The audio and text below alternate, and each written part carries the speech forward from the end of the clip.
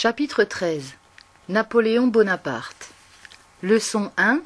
Bonaparte, premier consul. Le Directoire, 1795-1799.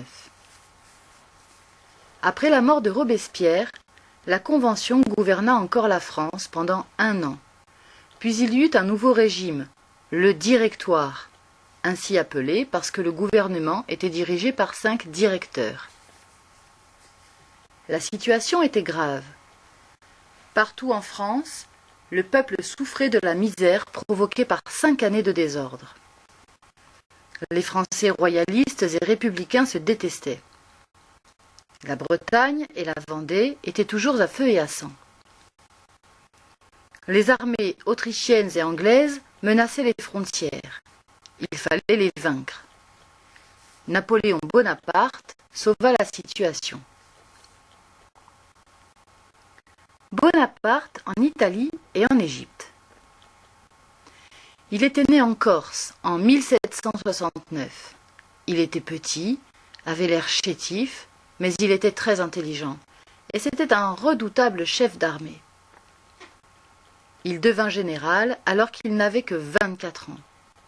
Il remporta victoire sur victoire contre les Autrichiens en Italie. Les Autrichiens signèrent la paix. Bonaparte voulut alors conquérir l'Égypte pour empêcher les Anglais de se rendre en Inde. Il traversa la Méditerranée pour conquérir ce pays où les pharaons, il y a bien longtemps, avaient fait construire de gigantesques pyramides. On raconte que Napoléon dit à ses soldats « Soldats, songez que du haut de ces pyramides, 40 siècles vous contemplent. » Mais il fut finalement vaincu sur mer par l'amiral anglais, Nelson. Le coup d'État du 18 Brumaire.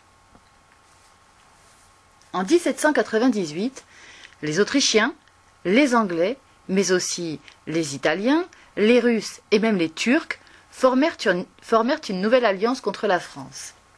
L'armée française était attaquée de toutes parts et le Directoire ne savait plus quoi faire. Mais Bonaparte revint d'Égypte en octobre 1799. Comme ses victoires l'avaient rendu célèbre, il fut accueilli comme un sauveur et comprit qu'il pouvait prendre le pouvoir. Il fit pénétrer ses soldats, baïonnettes au canon, dans l'Assemblée, le 9 novembre 1799. Il